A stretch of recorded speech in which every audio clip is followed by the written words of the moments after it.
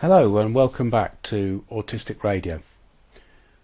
We broadcast live here every Sunday, 5:55, for Harry's Spectrum Voices Facebook-based show. You can find the web page on Facebook, autisticradio.com.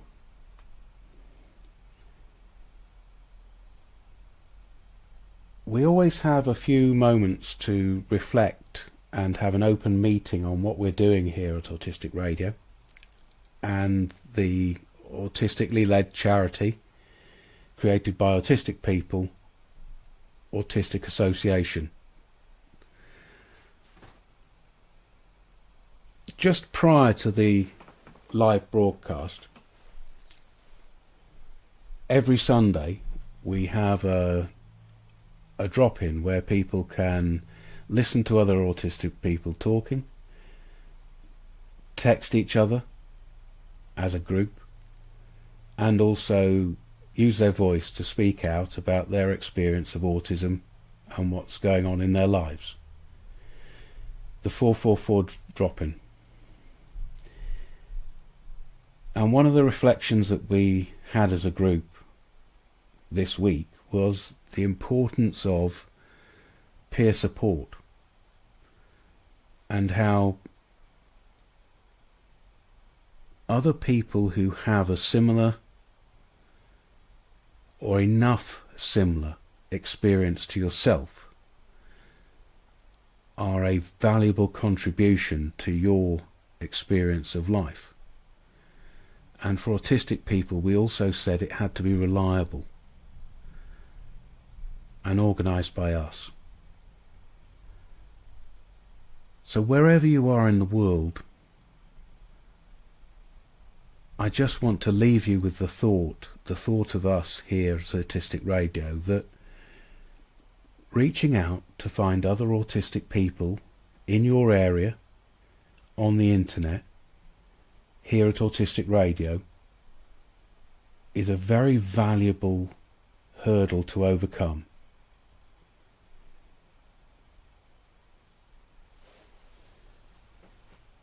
Is that an appropriate thought to hand over to you now, Harry, for the 555? Absolutely. Thanks very much, Jules. Good evening, everyone. This is Harry's Facebook for Sunday, the 6th of July, 2025. And this is where we share and talk about some of the posts on our Facebook page.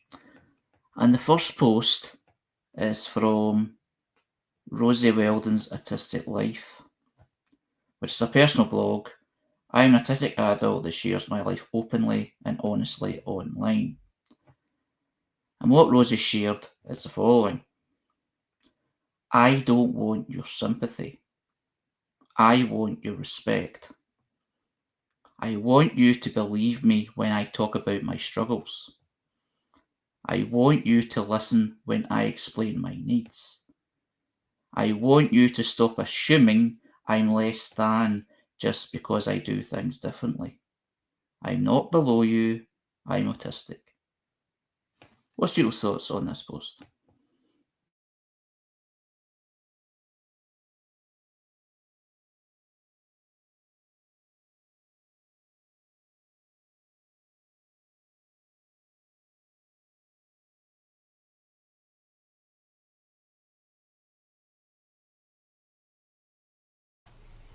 I think it's absolutely necessary sometimes, however socially unacceptable it might be, however rude it might be, to make clear what it is you actually require from another person when they're caring for you, or for a service when that's caring for you. And having Rosie say those words so powerfully is going to annoy some people, but the power of them is also the truth of them, isn't it?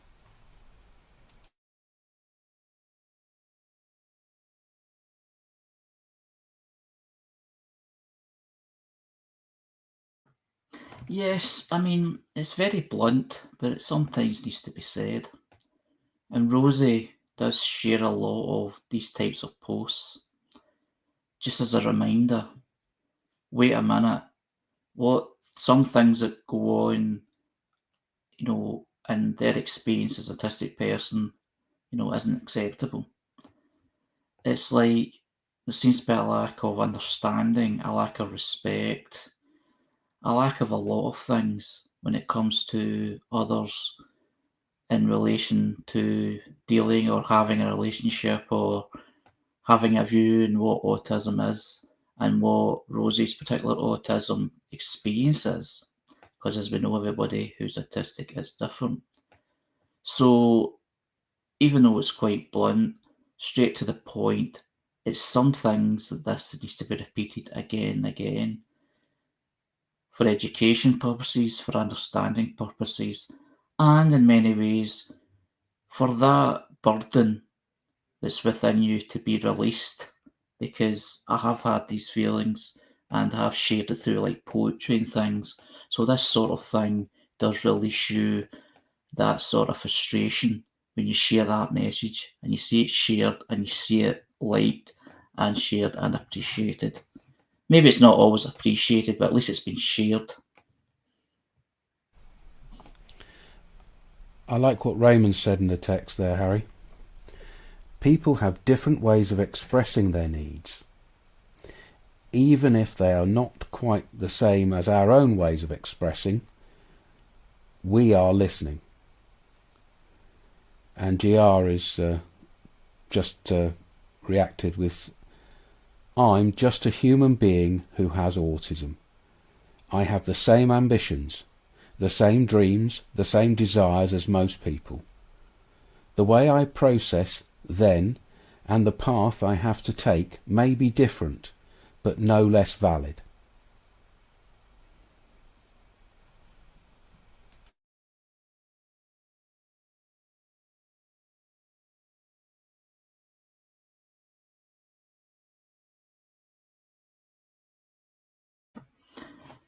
The next post is from Communication for Education,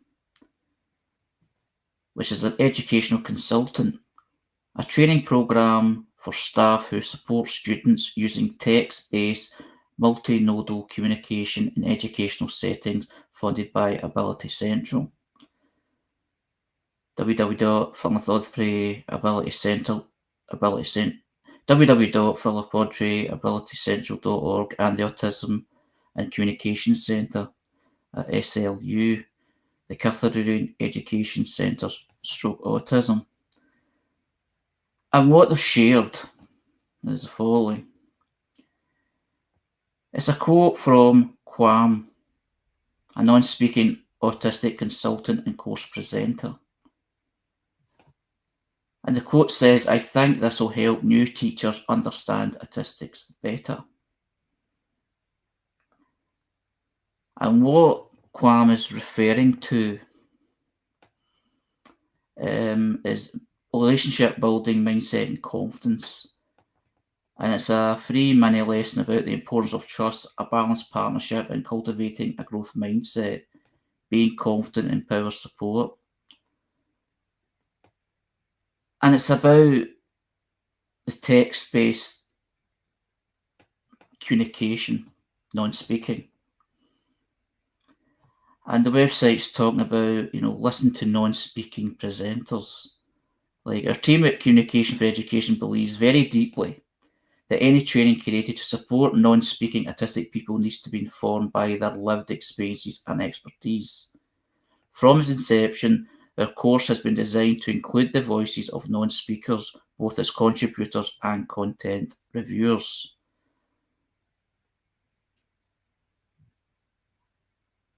And it has module presenters, Dr. Savita Japin, former pediatric pediatrician, Dr. Shavita Jabin, for pediatric physician, Quam Broby, non-speaking autistic student, Ingrid Ventura Ellis, communication specialist, Reach Every Voice, and Lisa Valado, non-speaking autistic student.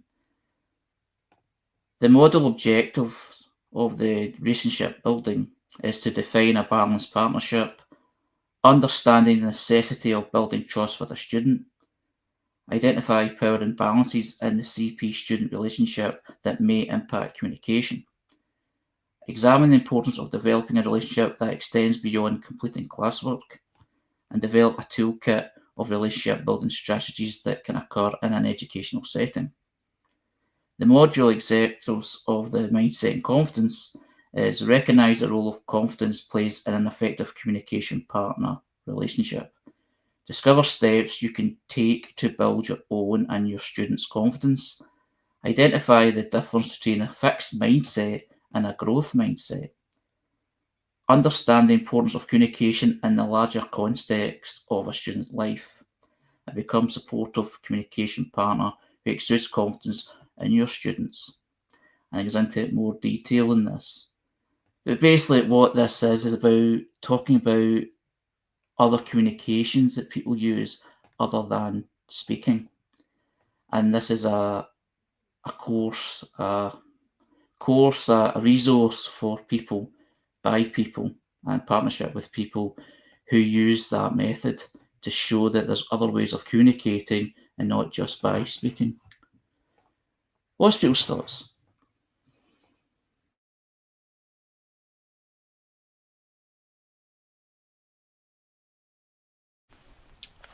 Well, I am always interested in finding ways of including people who don't use their voice in every part of the decision making about autistic people and every social group. What I noticed was I clicked on a link in the post and I ended up at the Californian Lutheran University. So it seems to be something that they specialise in, teaching different forms of alternative communications.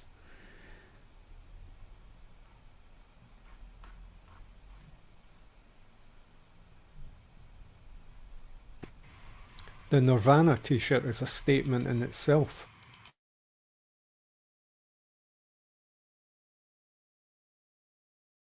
Yes, one of the students shown in the student shown in the picture is wearing a Nirvana t-shirt. Yeah, that's true.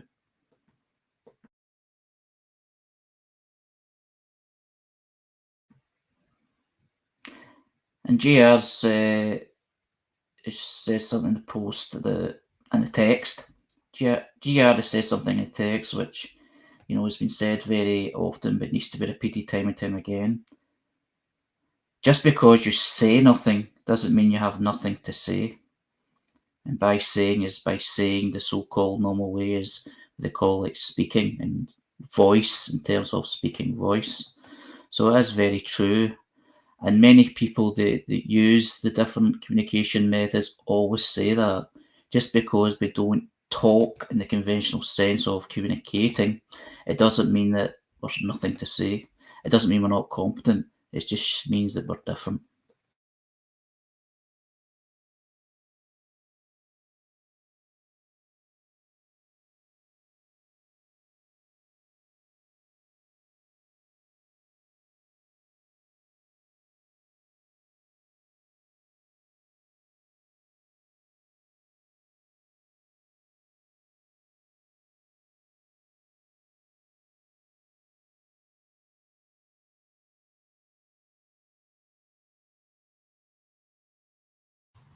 Yeah, it's like saying becomes a placeholder word for communication, when it's just one aspect to communication, one form,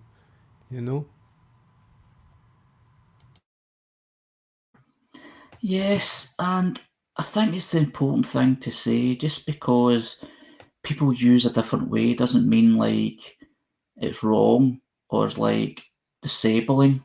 It's just different. And it's still a fairly new thing to promote in terms of my position anyway. But it's so important that it's done because it's so unfair the way that society looks upon what is the normal way of doing things. and any time that something different comes along is looked upon as a disability or breaking the rules of some kind. So these messages are important, and it's good that these things are out there to support that movement. It's like when people ask you, what do you do? What are you into? What are you up to these days? You know, sometimes you can't communicate that in words.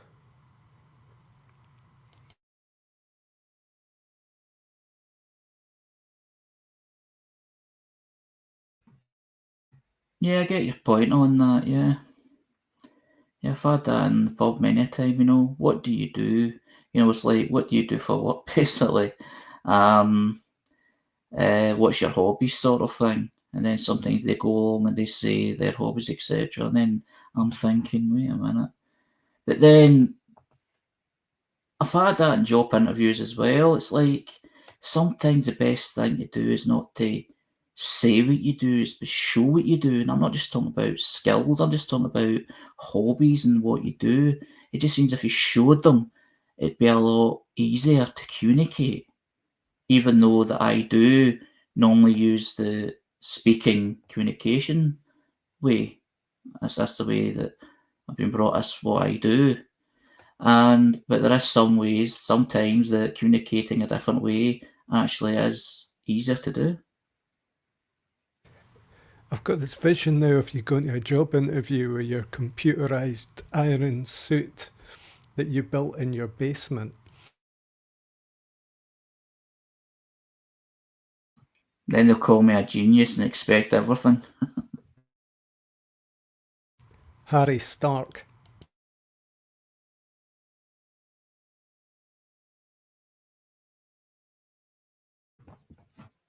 The next post is from Spectrum Sloth.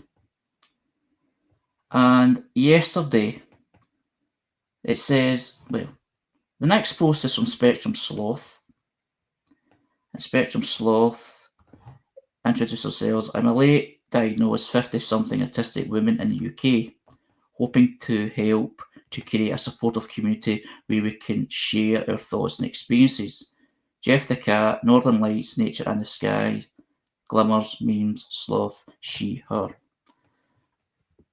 And what she shared is yesterday was ARFID Awareness Day. And she says that many people, including professionals, haven't heard of ARFID, which is Avoidant Restrictive Food Intake Disorder, although I think it's not uncommon amongst the neurodivergent community. With this in mind, I put together some information about it over the last couple of years, which hopefully can be shared to raise awareness and understanding.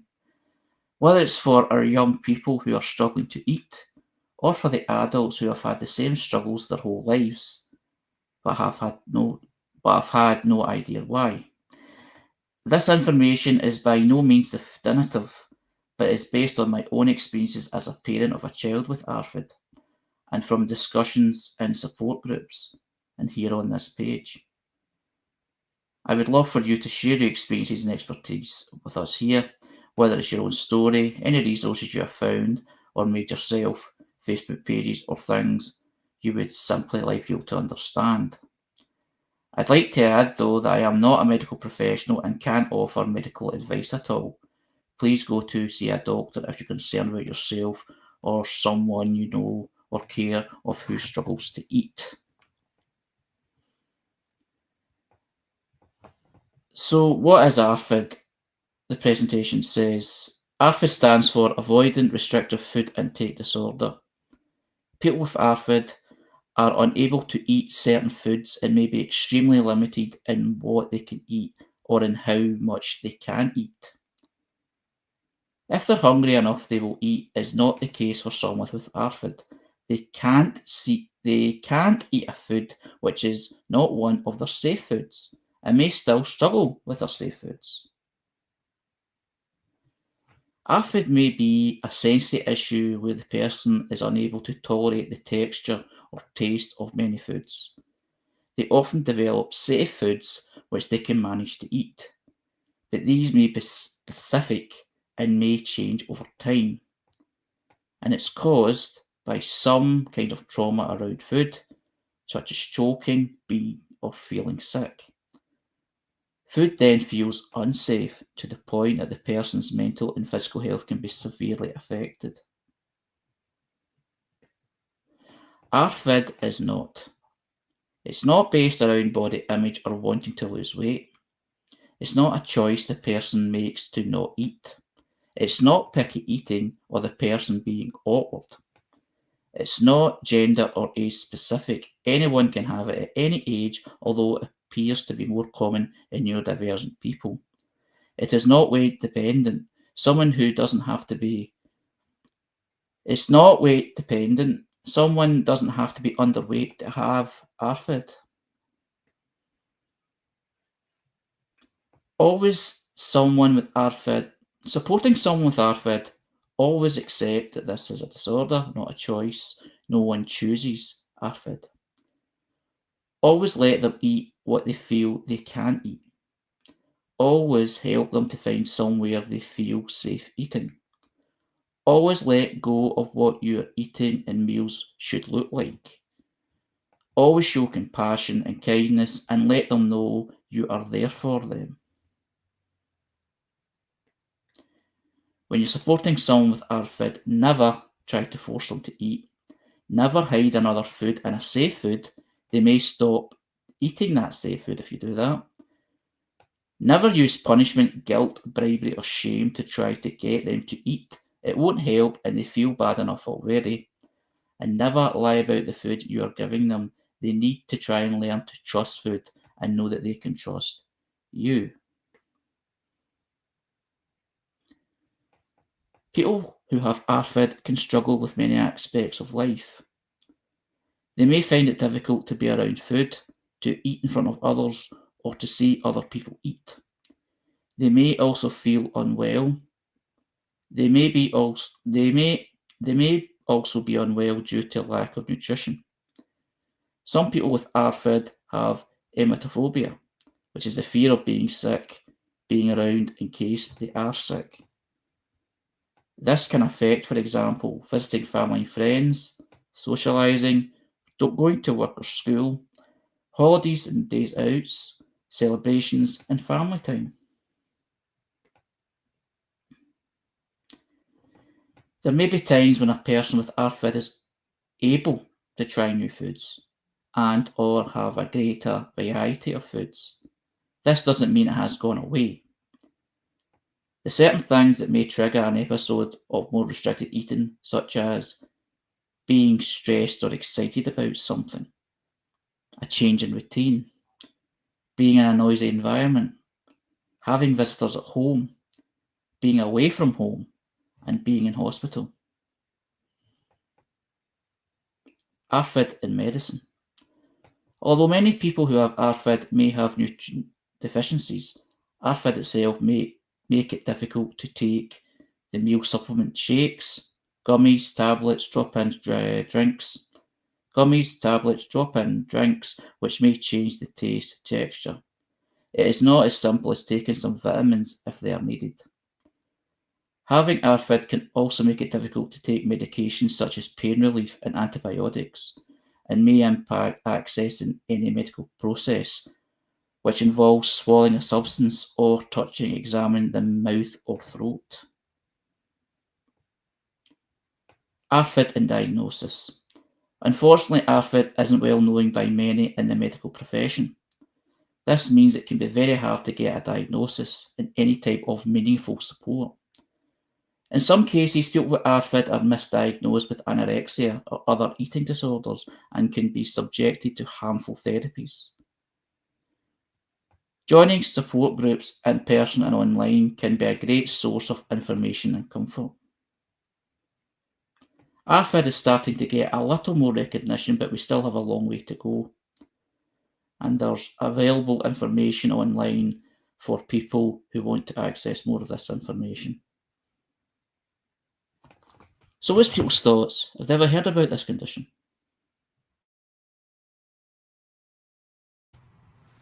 Yeah, it's been promoted in the autistic neurodivergent community as one of these, the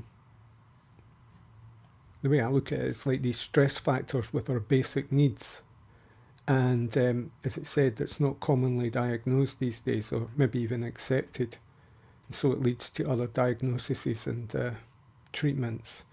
But they're pushing for it to be seen as an autistic related condition.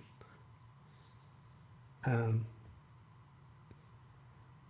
I don't know where I'm going with that, because I'm thinking quite a lot from this post about how far back this trauma goes in people. But I'll let it open up a bit and come in a bit later.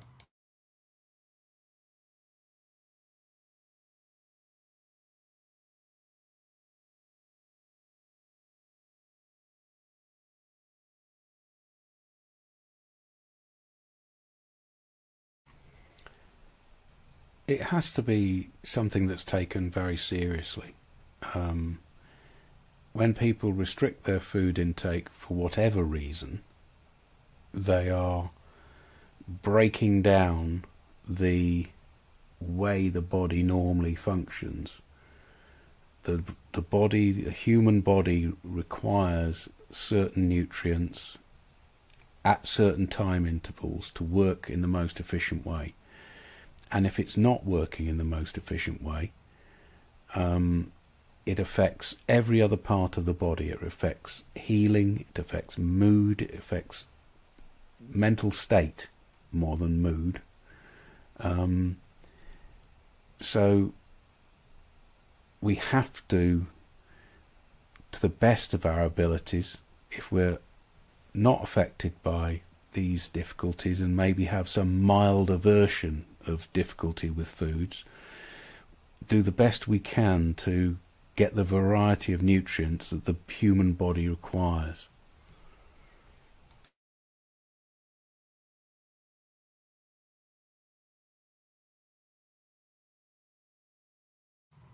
Aren't we, in a sense, taught to eat? Is it an acquired thing, a good nutritional diet?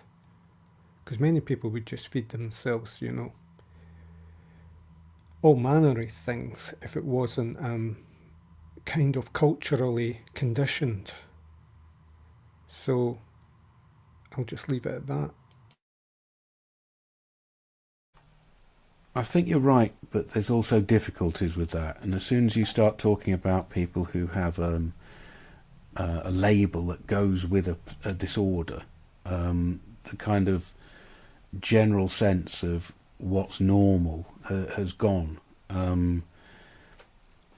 You get into the territory where you end up denying somebody's actual reality because you say, well, the rest of the human race, they pick it up from their family and they learn to eat a wide variety by the culture around them. If their culture eats insects, they eat insects. If it eats fish, it eats fish. But there's a deeper issue going on with people who suffer these things that can actually be classified. I'm trying to generally talk about the fussiness that we have in a milder sense about our foods and how often we do restrict our diet anyway.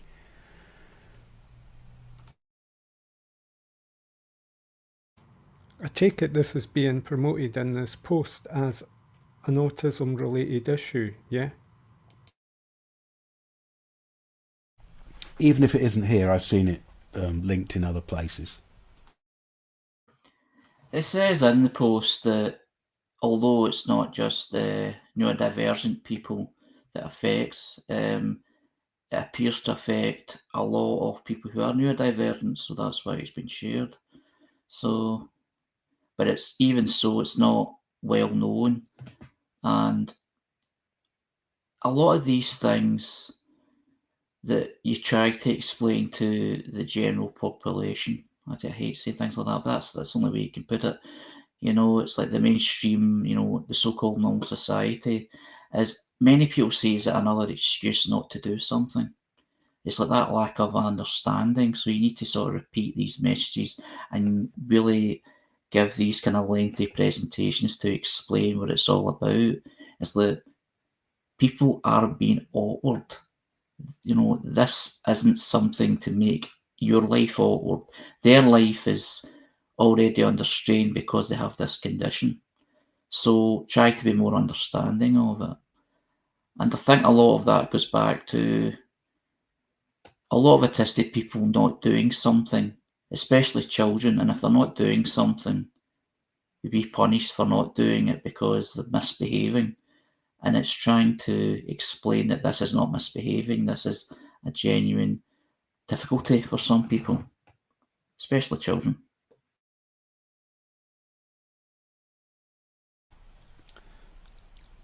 There's something that's called disgust, and it's absolutely within our makeup to need to be disgusted by things to stop ourselves from killing ourselves or poisoning ourselves. I would be pretty disgusted to pick up an ordinary garden slug from the garden, big juicy slimy slug with all its slipperiness, and eat that raw live. That would disgust me. And if somebody feels those same kind of feelings of disgust over the way an egg looks on a plate, or chips, the grease on chips, or something else, and they have those exact same disgust, repulsion feelings, I think that gets somewhere near to trying to say this isn't something you can just say, well, put up with it, you know?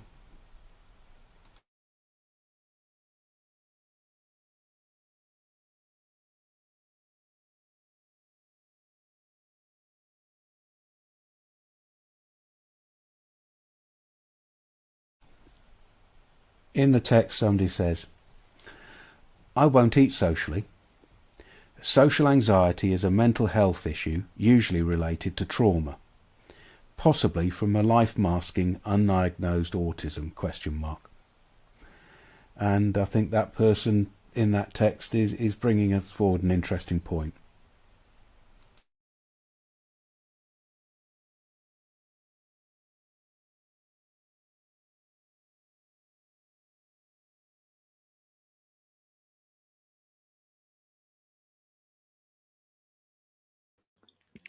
I've been thinking a fair wee bit about how different autism symptoms feed into other ones, and I think I've often struggled with avoiding food, and I see it in my kids as well. It's like we all struggle sensory wise in different ways, and compared to people who can just eat anything and go into social situations, and like somebody's like, oh, it's time for cake, have cake. For me, I can't eat cake on demand. Like I just can't do it. And like in the past, when I was in more holistic spaces where there's social eating that's meant to happen, my inability to participate definitely led to my social isolation as well, and it seems just part and parcel of it. It's I suppose it's stuff that all my life I would just been trying to get over, but it's been one of the things about understanding and accepting my own autism that's helped me to sort of stop giving myself such a hard time about it. And yeah, somebody shared in the post that people post photos of their meals on Facebook and they usually look like vomit or dog food to me. And yeah, I very often find myself wishing I could just take a tablet that just gave me all my nutritional needs. I just don't. The food side of the world's not my favourite side of it, I would say. I can use drinks, like at times where things have been really hard with food, like if things have been really stressful and it's been particularly triggered. I found that using meal replacement drinks stopped me from getting like unwell with it and my weight dropping too much. But before that, it could really sort of trigger quite a lot of more disordered behaviour, I guess. And somebody's asked, are you comfy in those spaces where you are offered food? I'm never in places people offer me food anymore, but in the past, when I was in places where people were offering me food, I most certainly wasn't comfortable. Do you Can't ever eat have at the other op- people's houses. I can't eat at other people's houses. The smell and the food's unfamiliar. I haven't been able to do it since I was a child, and now I still can't do it.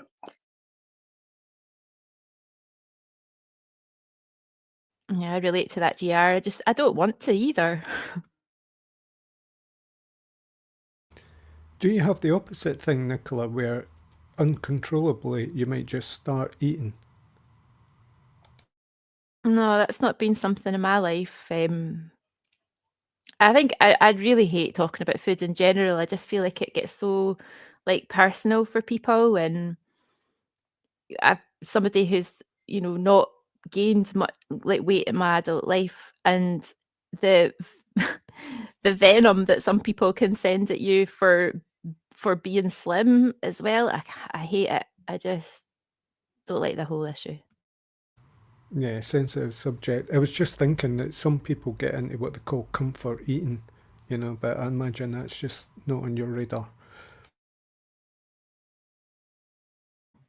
Well, it's certainly on mine, especially years ago. Comfort eating, and I did gain a lot of weight through that.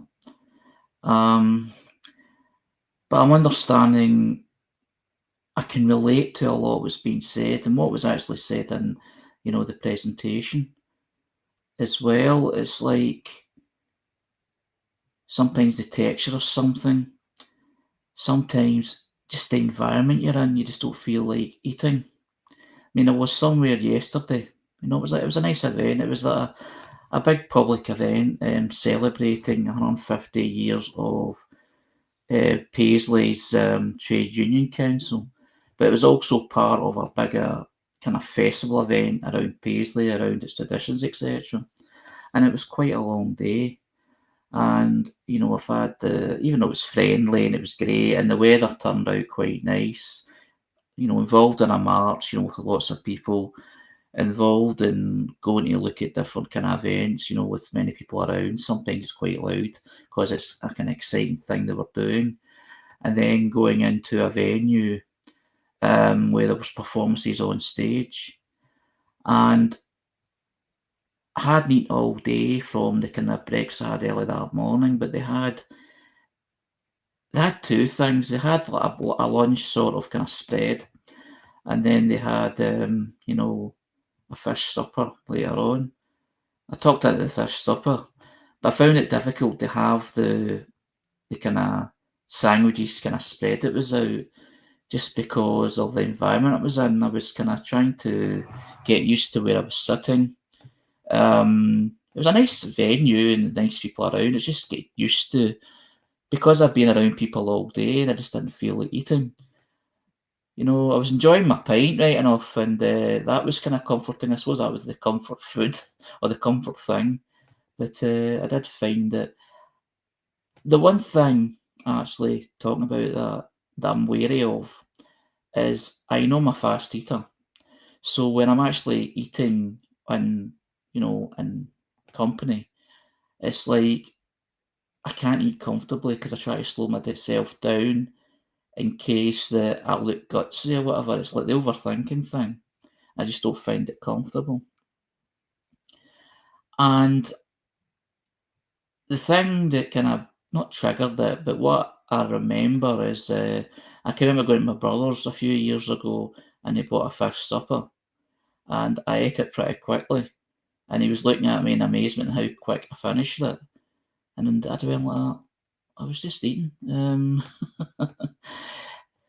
So I don't want to look gutsy. I don't want to make a mess because I've got a beard and all that. All these things come into your head. So maybe this isn't related to ARFID as such, but maybe it is. It's like the stress of being around other people that has put me off actually eating. And there is the texture and all that I'm aware of. There's certain things I can't eat because of the way it looks, even though it may taste exactly the same as what I'm used to eating. It's just, it's an interesting topic and something that should be talked about, widely.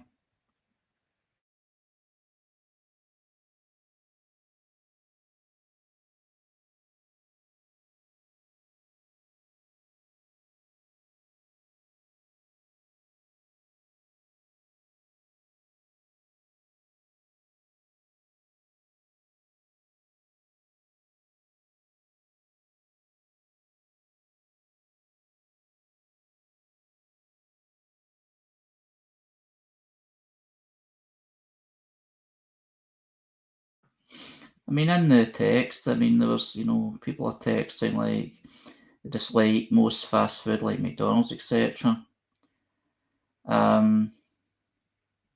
Fast food adverts make them feel ill in HD when they're on television. Experiences at the cinema when people are stuffing their faces, and some people believe it actually stinks in the cinema now because of that. Or maybe not, maybe I'm reading that wrong. And an interesting one is someone says they're very sensitive to many of the additives. And someone else says, well, some people don't even know that for themselves. So, yeah, food smells like hot dogs, etc. It's just like, see, the more I'm talking about it and reading things and listening from other people, it all kind of comes together and makes sense. It just shows you how complicated life is.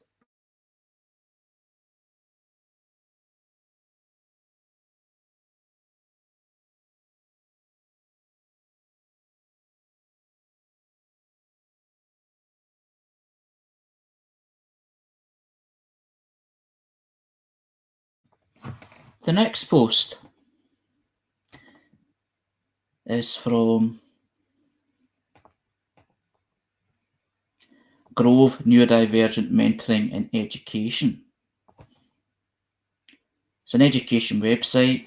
It's autistic-led support for young people, one-to-one mentoring and peer groups. Authentic connection and self-understanding in safe spaces. And being me, exploring, embracing autistic identity. Grove helps young people feel accepted and celebrated just as they are. And what they've shared is the following. Lots of fun with our young people in session 5 of Being Me, exploring sensory experiences and stimming with a firm message that their experiences, needs and preferences are valid. Such insight shared by the young people about what they like, what they find hard, and how that impacts them, plus they shared suggestions for others about supports and accommodations. It's so important for autistic young people to know that they aren't alone in the way they experience the world, and also to have accurate, affirming information about why they experience the world as they do. Just love spending time with this epic group. What's your thoughts?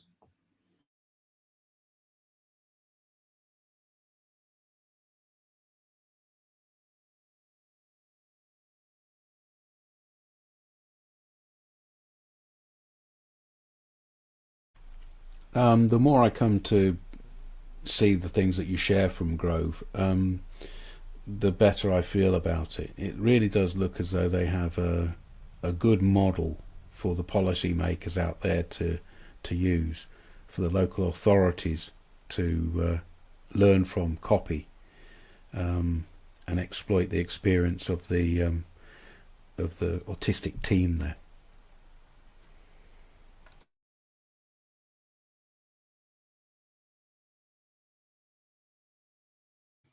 I like posts that say, you are not alone. And obviously when you see that, you hope it's as genuine and as valid as it's saying. It's like you're not alone. What your experience, especially young people, what your experience isn't wrong. It's your experience, and it's a safe space that you can share this and help others if you want to do that. But not just help others, but of course help yourself. It's like that sort of thing needs to be shared more and more for people, because there's so many people out there that will feel so alone, with their experiences, and they feel so wrong. The family may not understand, they may not understand themselves, and that sort of approach, it's so beneficial and life-saving.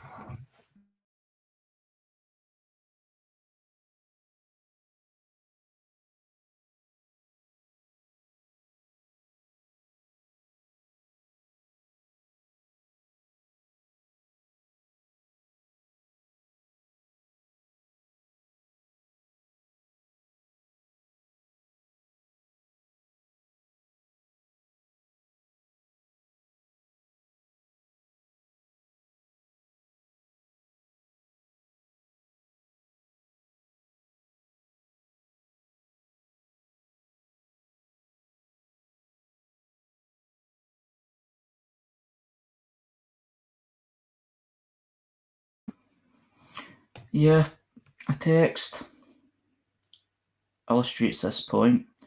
Knowing you are not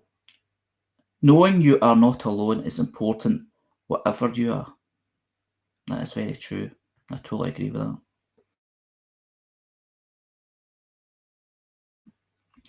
And because I've felt sometimes feeling alone, even when the support is out there, you can feel alone. Even if it's just for a day or for a night, feeling alone is horrible. It's a horrible experience. And to know that people experience that, for quite a long period of time. And I know the feeling of feeling alone and you feel weird and out of sorts in terms of the community. And I know how that feels as a young person. I know how that feels as a middle-aged person.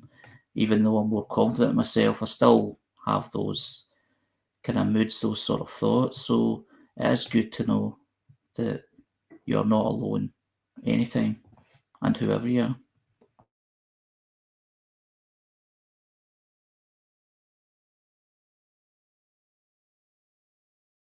I think there's something as well about being in groups with other autistic people that's really kind of healing. The groups that I've been in, I feel like I've been able to just do that thing, just be myself and not feel like I'm having to try and like perform. And I'd imagine for young people, like groups like this, it's always really awkward. I think the first few times you go along to something, but just keeping on showing up and not putting pressure on to be louder or anything than you're wanting to be.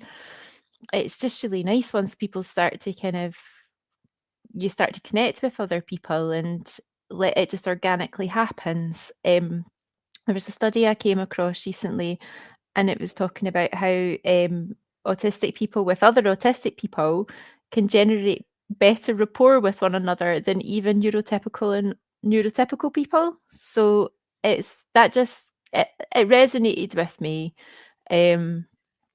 It's like kind of taking that double empathy issue and going a wee bit further with it. But I think it's really encouraging as well. What actually happens, Nicola, to make you not perform? I don't know what you mean, Raymond.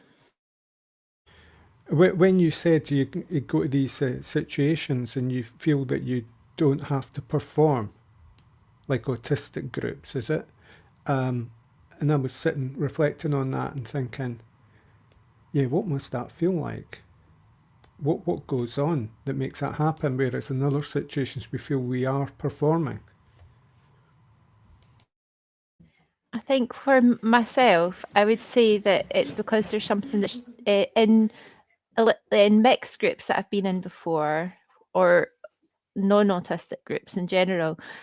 I just feel like it's not been okay to just be myself. Like somebody will be like, "Oh, why aren't you talking?" Or what, like kind of assertively trying to pull you into a conversation or just getting under your skin a bit. I think that's more what I mean. Whereas I don't think that doesn't seem to happen for me anyway, when I've been in these kind of groups. Yeah, when I talk to my autistic friend, it's kind of like trust. It's like I can totally relax with him and we can just spin off and riff off into anything. Nobody's judging anybody. And things that are not normally acceptable in general conversation, that what is referred to as the small talk, is okay when I'm with him. And I did discuss it with him recently. It's like, is it too much, mate? Because I'm assuming you're okay with all this. And he went, no, he says it's brilliant. Yeah, that sounds familiar to me. And I think sorry, Matt's gone right in my head. I'll leave it there. My brain just went blank. There's a noisy room happening. Totally understand that. In the text, Robbie says, being included in is important.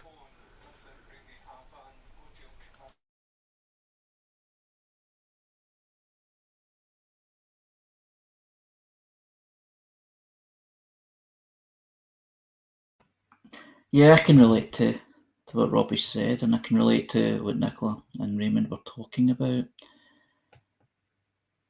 I mean, the first time that I felt that I could relax, and I've talked about it many times before, but I like repeating it because it's important, is going to a place where you don't actually say the first thing. You introduce yourself, like going to these social groups, and they're relaxed, etc. The group I went to was a Thursday socialising group that was done through what was called the Stratikis Autistic Society based in Glasgow. And I went there as an 18-year-old. And going to Glasgow is quite, it's quite an effort, really. It's only 45 minutes on the train, but it's still an effort to get there, especially if you're going up there somewhere at night. And going somewhere for the first time is always apprehensive and you're not sure, especially when you're, freshly diagnosed within the past year. You're still unsure what the actual diagnosis, the label that you've kind of being given actually means. And the thing that made me comfortable and be more myself is sitting and listening to people talking about their own experiences, and they sound so similar to what I was going through. The sort of routine thing, the thing about finding it difficult to talk to people, to communicate, finding it hard to channel emotions, having hobbies that appear to be weird to the so-called normal society, and being sort of ridiculed because you don't fit in with societal norms in terms of what a boy should be, a man should be, a young person at 18 should be. You should be doing this, you should be doing that, you should not be going to groups and sitting with old men, I was told at one time. Just because I had friends that end up being a lot older, it was just like a criticism. But it just felt so comfortable, and then I felt, well, I'm going to say a few things here, and I was so comfortable, and I let it out, and it was amazing. It just felt like, I don't know, just like something was lifted off my shoulders. Because I was criticising myself a lot because I acted in a certain way in school that I got picked on for. I even had a little bit of people trying that in college, and that was after my diagnosis. So I was going like, maybe I should maybe calm down a wee bit, not be too much. No, I don't look at the time as all being myself, because I never thought about it that way. I think about it now, but not that way at the time, because you become older and wiser to how society is. But I just felt at the time, I thought, I'm in a nice safe space here, so I can share my experiences. And what makes you get more confident is when you talk and share those experiences, it bounces off. And sometimes it's like you say something that actually helps someone out. Like you're talking about a similar experience and you say you've tried something and it helped you a little bit. And they say, oh, I'm going to try that. And then they come back and say, well, I tried what you're doing and it's made things a little bit easier. And that gets the confidence going. It just makes you feel so much better about yourself. And then you make friends and things like that.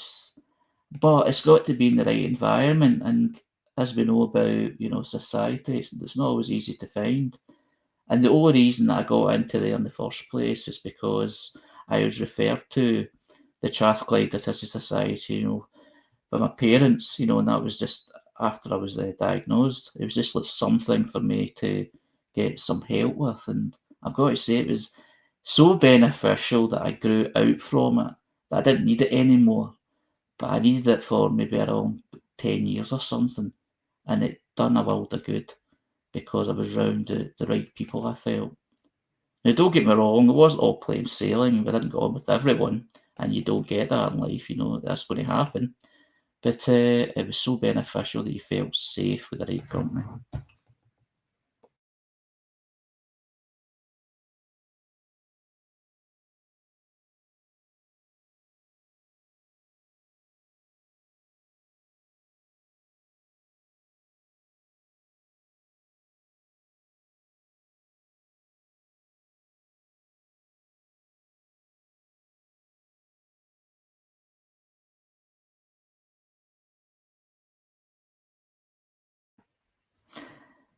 Yeah, and Robbie put an interesting thing as well in the text, saying that if you're alone and you do things on your own, people assume that you are strong and don't need anyone else.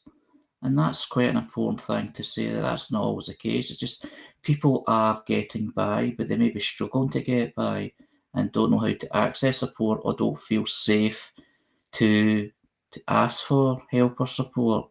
And as I was saying, you know, I felt safe in a certain space. That's not always available.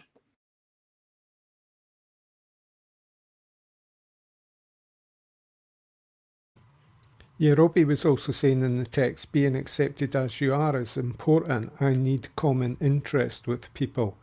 And I may have slightly misunderstood that, because I think what he's suggesting is that that's difficult for him. You know, he's not being accepted as he is. Because I responded saying, people say common interest is two-way, but some of us are obviously exhausted from always having to make that first move.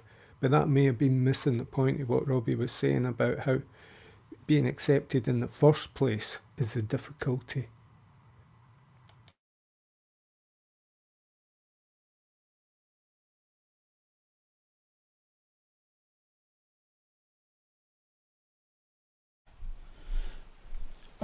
Wherever you are in society, whether you're autistic or not, there are huge taboos about admitting your loneliness, and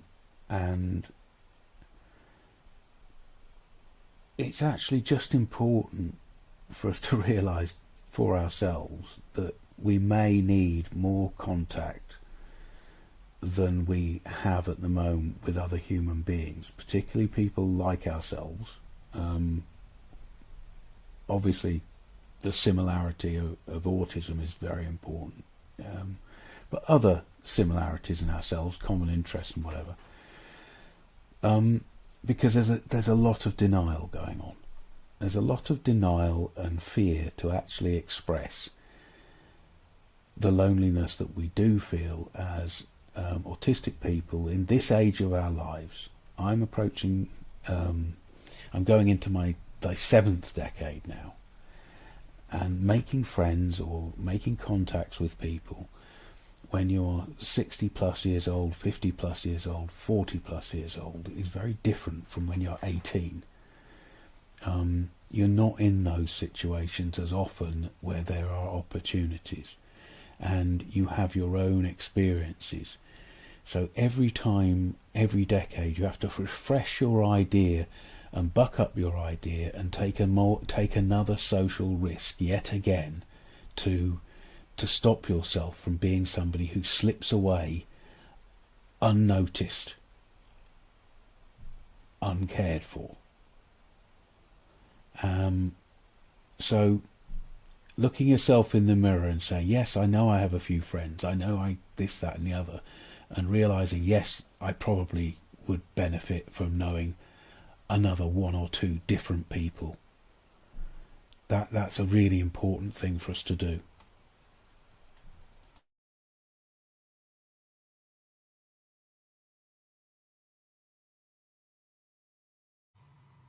There is that feeling though, and it's a horrible thing to say, and it's purely my thoughts, that people come with baggage.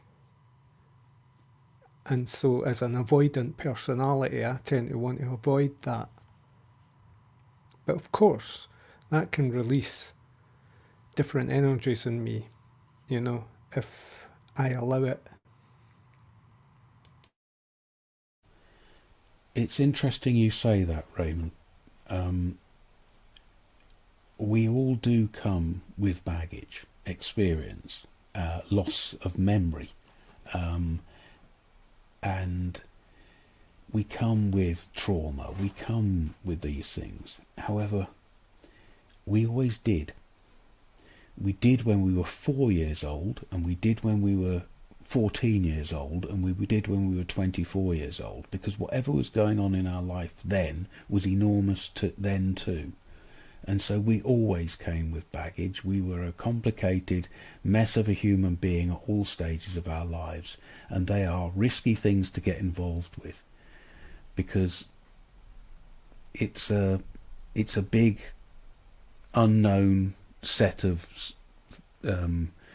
behavior and knowledge and in another human being that is disconcerting, but it always has been. So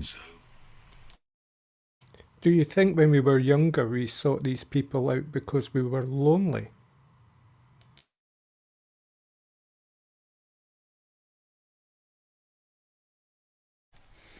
I think I had knowledge of my own loneliness as a very young child, moving from school to school, being in a very big boarding school. So loneliness when you go away from that environment back to be at home in a place that you have never lived. So you're just a person with no links to the surroundings. I've experienced loneliness all the way through my life, and I think most autistic people have experienced loneliness all the way through their life in different forms. I was only reflecting on that because during that period I had a large section where I just basically, you would say I had acquaintances, not friends. It was just people who were there, like some of them more integral, like family or school friends, say, or associates at school, teachers even, any kind of mentor. But most people I associated with were just the people who were there. It seemed to me you got on with who was there, you know. It seemed to be as simple as that. Later on I began to sit and try and figure things out, but not really. My concern is that in chasing companionship in later ages, in later years, due to loneliness, you're vulnerable.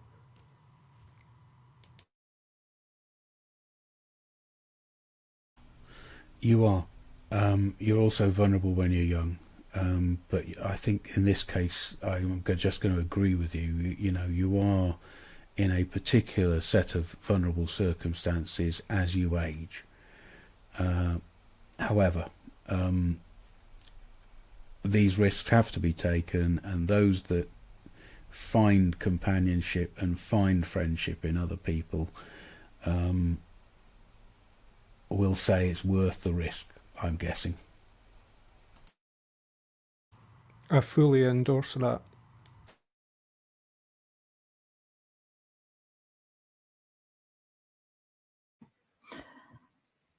I'm just looking at the comments, just so that, you know, they're added to conversation. You know, the difficulty of feeling forced to be with others. And it's more important to people with common interests than being people the same age. And Robbie's saying that when playing music with people, he can be himself. So it's like, it's all different ways of getting comfortable and, you know, connecting with people, connecting with yourself, and connecting with yourself being comfortable in a certain environment. It's an interesting conversation, definitely. And that's just taken from, you know, Grove talking about young people and what their experiences and helping them through things, you know, being in a safe space, because we've probably been in that sort of situation ourselves at that particular age, but we'll have different experiences and different outcomes from it.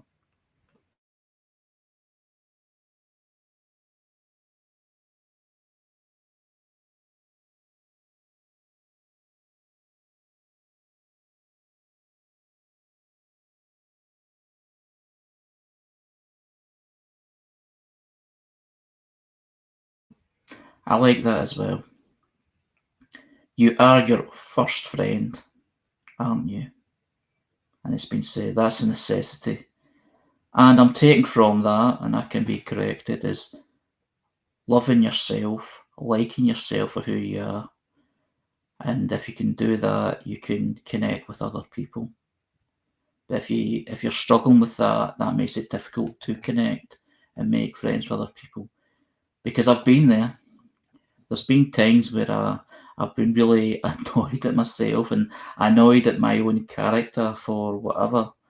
And then I kind of somehow managed to turn it around and, you know, talk to myself round and saying, wait a minute, you're a great guy, you're this, you're that, you know, it's like, you're not a bad person, that sort of thing. And then it all turns around and I feel sort of comfortable again to connect with others. Because if you feel really rotten about yourself, it's hard to function at all. I'm not necessarily a great guy, Harry, but I'm all I've got.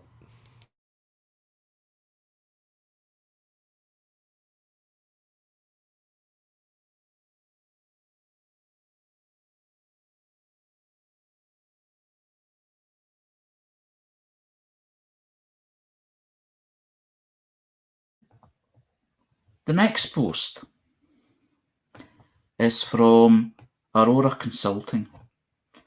Business consultant, Aurora is an autistic-owned business offering organisations bespoke training and consulting. And what they're talking about is autistic responses to praise. Some autistic people thrive in praise. It can be incredibly useful and reassuring to know we are on the right track. Praise can sometimes help keep rejection sensitivity disorder from spiralling. The reassurance is reassuring. Other autistic people can really struggle with praise. We may struggle to accept our part in our successes and want to put it down to luck or other external factors. The reassurance can be triggering and hard to hear. And some of us have the responses to praise to different areas in our life. Some areas I am relatively comfortable being praised in, others I struggle with a lot. Praise can also be tricky if the person doing the praising has lowered expectation of us purely because we're autistic. Is this person saying it's good because it's generally good, or is it good for an autistic who I see less than good? Another issue with praise can be that it can feel like a demand. If I'm being praised for doing something well today, this means they think I can do this well again all the time. But our energy, our capacity fluctuates a lot, and what we can do on a really good day looks nothing like a bad day or even sometimes a regular day. How we have performed can be very contextual too.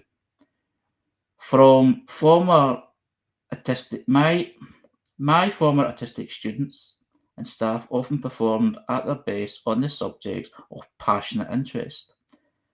For example, in school, if we did a maths test based around Pokemon, they may have even more motivated than on other days with differing themes. It can sometimes help if the praise is very specific. This aspect of the job is particularly good because of X, Y, Z. It can help if there is specific criteria to meet. It can help if you praise effort rather than the outcome, while recognising our fluctuation capacity. Praise the journey we are taking to understanding something rather than the destination. I used to tell my student that the mistakes we make are the paths to progress, not a failure. But most of all, talk to autistic people about what they are happy being praised and what they aren't. What's Jules' thoughts?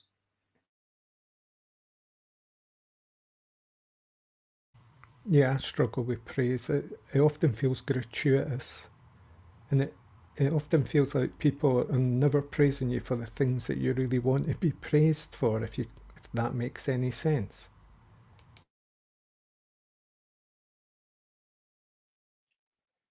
Couple examples. I work for a large corporation, and there was a conference, and there was something like 40 cars were going to be needed to go to this conference, and I was tasked to create a rota thing, so with a minibus. So I did all that. I worked out how much money it would save. And a couple of days after the conference, I was called into the office by the head of the section and one of the business directors. And I was told how great it was, what I'd done, that I'd done this. And they were so pleased they were going to give me £100 bonus. And I just mumbled okay and walked out. And I was absolutely furious because I sorted this rota out, and then all these managers were saying, "Oh, I'm not going to go to a conference in a minibus. I'm going to have my own car." So they went and booked their own cars anyway. So the overall cost was actually higher, and I got £100 for nothing. And then on another occasion, I was doing this. I was involved in this legal case of work, and the manager, who was bullying me all the time, said, "I don't want you to do this anymore. I appreciate you've put a lot of hard work into this." And I'd taken a file, read 2 pages and gone to a meeting. It was just patronising.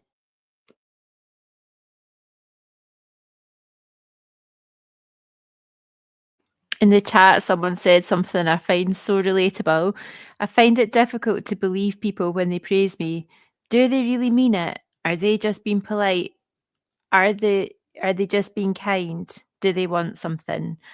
I think it's so hard to know what people's intentions are, isn't it?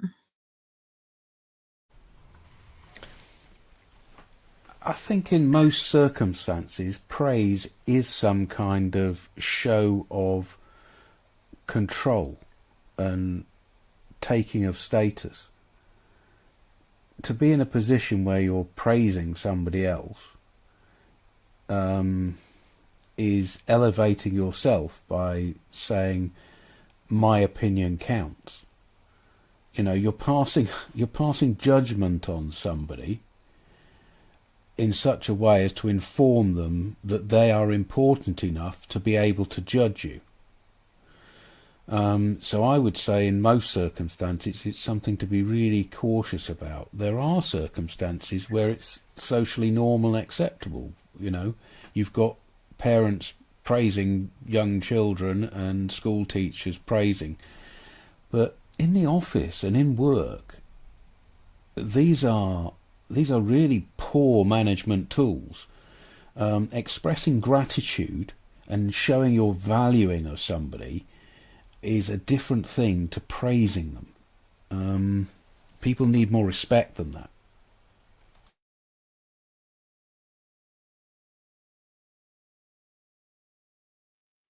Another thing, I work for a financial advisor company, and the boss told me I was a model employee, never late, never had time off sick, didn't need to be watched to make sure I did my work. I was a perfect employee, and he told me this 4 times when he was kicking me out. I worked there 4 times, and then I was brought back in again, sort of like a couple of months later. I was told how great I was 4 times, as though it made it all right.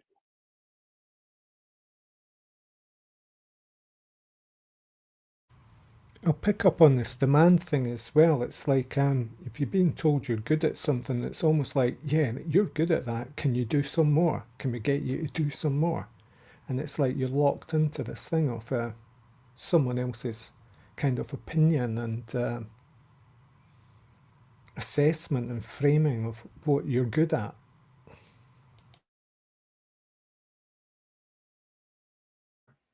Yeah, I mean, I haven't been in the work environment in terms of employment, but I can certainly believe that the overpraising and the saying how good you are, and it actually really annoys me, but I totally believe that this happens. You know, that someone getting praised because they've never been off sick. I mean, then it puts pressure then, because there may be a time where the person may have to be off sick for a genuine reason, and you feel bad for it because you had this praise that you were such a model sort of employee before. But, you know, I just find, you know, praise itself, even if it's genuine, I just find it hard to take. And it annoys me that I find it hard to take. But then someone said, and I'll probably be kind of challenged here, is that they say that praise or accepting praise is a hard thing for people from the west of Scotland to do. It's against the character trait. It's like, if someone says you're good at something, it's something a genuine person finds it hard to take. Now, I take from, this, around this virtual table, that this doesn't just relate to west of Scotland.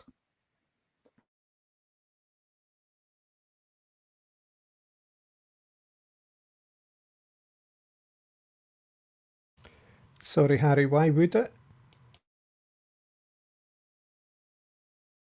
No, it's just a stereotype, I think. They say that, I don't know why they say the west of Scotland, but I've heard it many times. It's like the culture of the west of Scotland is, you do things and you're good at things and you like being good at things, but you find it hard to take praise for it.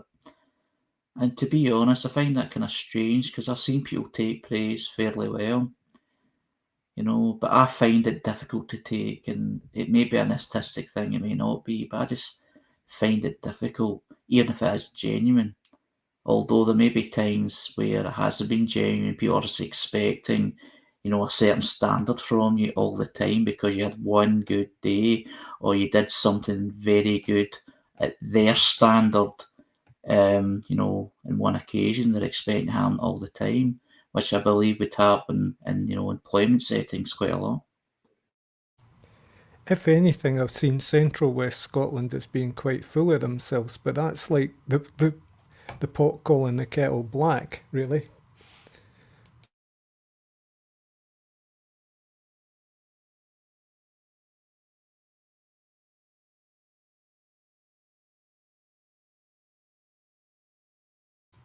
I think my resistance to praise started at school, when, people would say, oh, he's really clever, he'll do well, and what that can lead to. But that judgment coming from people whose school experience was, for them, not much, and they had to leave school early, and so the experience of someone, doing well at school was kind of like a new thing and to be admired to a certain extent without fully knowing the implications of what it all meant. And it just felt a wee bit uncomfortable.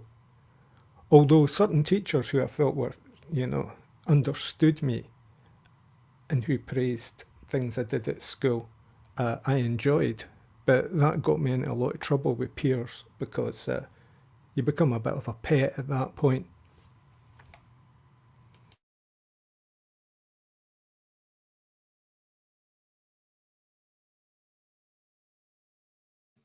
Yeah, I get that. I can remember in primary school, I don't know if it was maths or English, but it was like I went to textbook, if it was number 2, I went to 3 or something. And I felt so proud because I was praised that I got to that.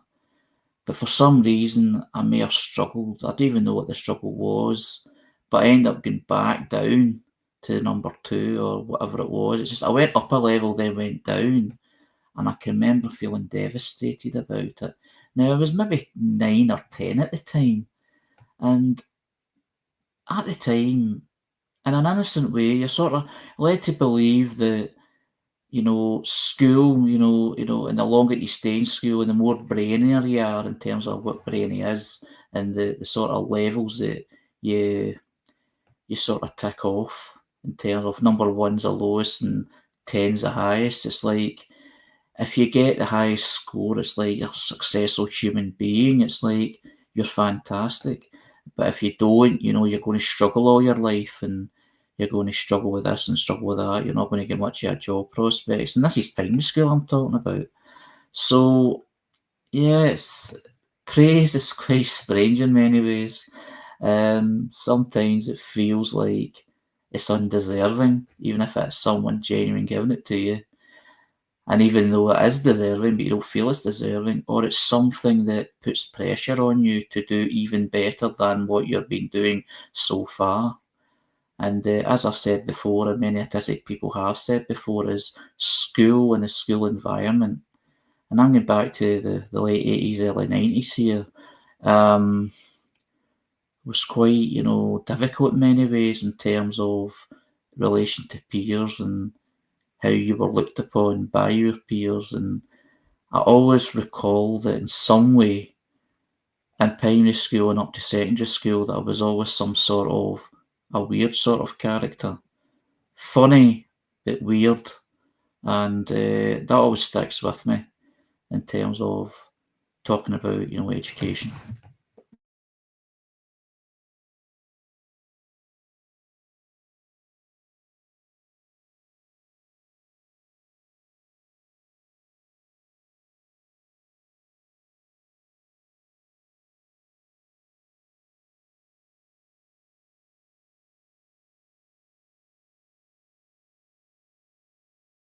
Yeah, Robbie in Texas bringing up points about almost the reverse of praise.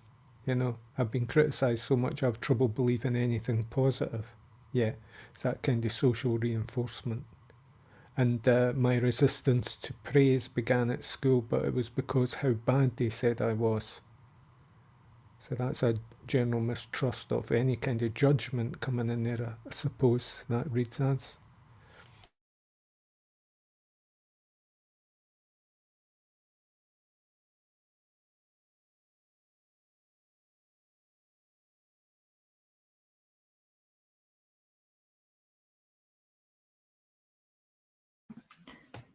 The next post is from Panda. It's a charity organisation, and Panda stands for Promoting Autism Neurodiversity Awareness. Registered charity. And what they're talking about is there was a article in the Sunday Times by Emma Duncan, which was called Britain Can't Afford This Sense of Entitlement. And it's talking about the disability benefits in Britain, in the UK. And it's saying booming disability benefits reflects a society in denial about its precarious financial position. And Panda's response was, just when I had thought I heard everything, disabled means entitled. Angry face. Thank goodness for people like Dr. J. Watts. And what Dr. J. Watts said is, no one claims disability benefits because they're entitled. Applying is dehumanising and involves not only a stack of evidence that disability is well established, but also intrusive, very often triggering questions about intimate parts of our lives. I shall be complaining in relation to that article. What's people's thoughts on this? This is in relation to the UK government kind of proposed bill to alter the benefits system in the UK, and the backlash from many disability groups against that and the lack of understanding that is felt through that sort of decision. The narrative that is put out by the right-wing press, of which this is a part, is that disability benefits are being claimed by people who you would not think of as disabled. That is what they're trying to put out. They're trying to say that too many people are claiming to be supported by the state with a small subsistence living allowance, and the criteria for disability is incorrect. And the reason they're saying that is because there has been an increase in the number of people who have successfully applied for disability benefits over the last few years. Most people realise that the reason there are more people claiming disability is because there are more people disabled by their situation, by their ill health or by their mental health. And those people are being unfairly treated by the rest of society if we do not believe the disability that they are experiencing. Disabled people are a resource in our country. They are full citizens. They work in the main. Times of disability that take people out of the workforce should be made as comfortable as possible to enable those people to return back to the workforce and continue what they want from life, the same as everybody else, a fair shake of it. So we have to support our people, because the people of this country are our resources. So the right-wing press at the moment wants to say we don't have a problem. It's the people that are a problem. What we do have is a problem. We have too many disabled people in this country because they cannot get access to the health that they require, or the services that they require to improve their mental health.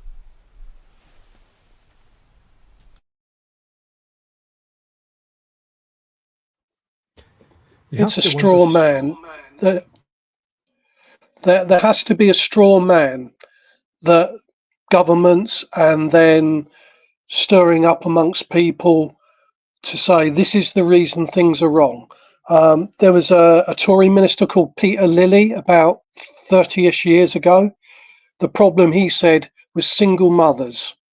They were taking all the houses. It was they were taking it as a lifestyle option to live off the state.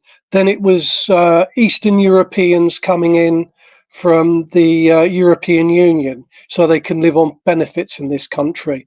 And then since then we had Benefit Street, poverty porn. And now to a certain extent it's the boat people coming in on boats. It's their fault. And eventually you're just going to start blaming anyone you can, and it's being put on us.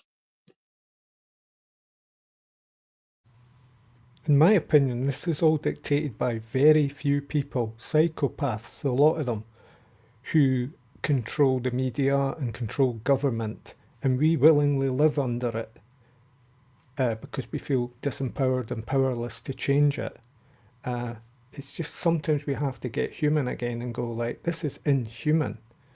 And I take your point, GR, about the straw man agenda. That's how they work it. But it's very, very few people who think like this, and yet they affect us all. And that is just criminal. There was a recent documentary by Fraser Hines of The Spectator magazine, which, although it was on Channel 4, who would you consider to be a more left-leaning and social conscious channel, which pretty much said the same thing. The reason that there are problems in this country is because there's too many sick and disabled people. And I mean, in a couple of years' time, I don't know who they're going to turn on next. I spoke about that programme on here a couple of months back and brought up the point that at one point in it, he was quite fair in inverted commas, in focusing on how a guy who was applying for his PIP was asked to do it over the phone and was put in a very vulnerable position where his anxiety got the better of him and he couldn't perform effectively enough to, succeed in his application, and lost it all. He was the window cleaner, who had, a physical disablement that came in his late 50s.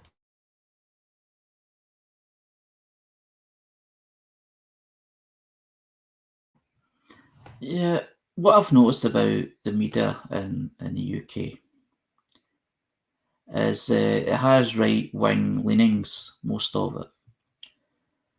And it's ran by people who have lots of money and they want to be protected from any uprising that may,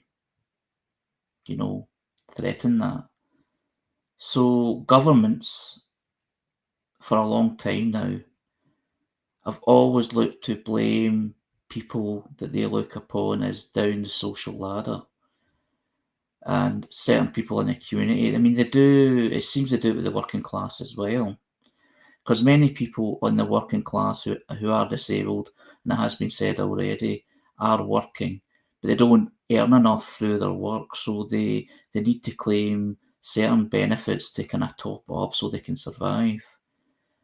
But what's more angering is they're picking on genuine disabled people who can't work, and they're making out that it's a luxurious lifestyle.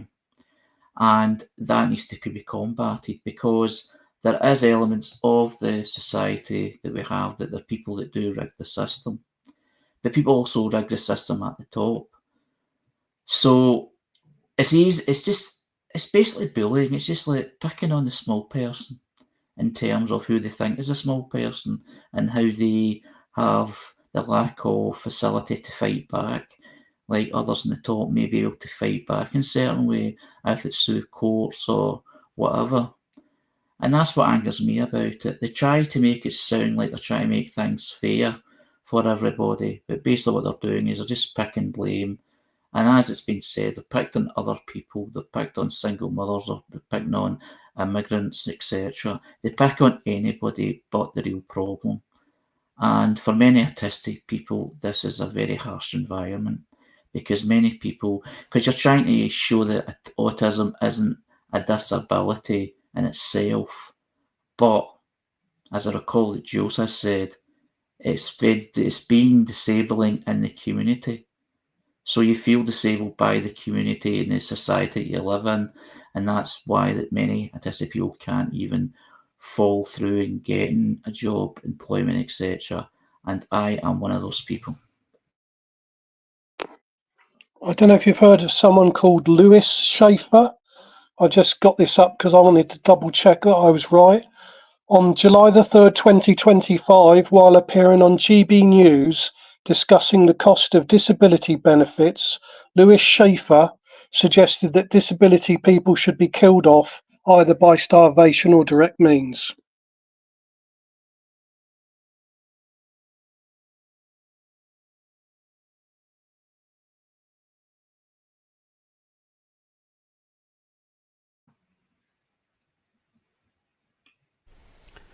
I think we need to see a link, GR, so that when Harry does the edit, he can make sure that we don't cross anything. So if you can send us a link as a reference for that statement that otherwise is could cause difficulty.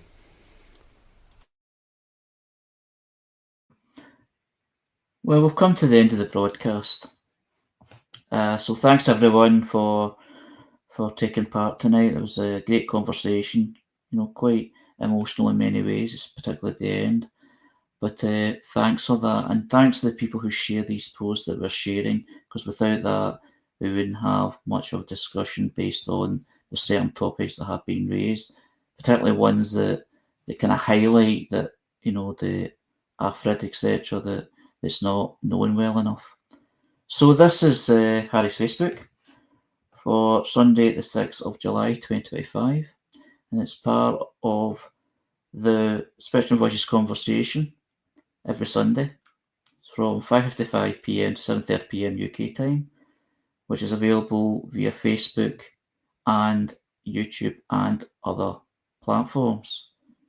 So I really enjoyed tonight, and I look forward to next time. So thanks once again, and I'll hand over to Jules.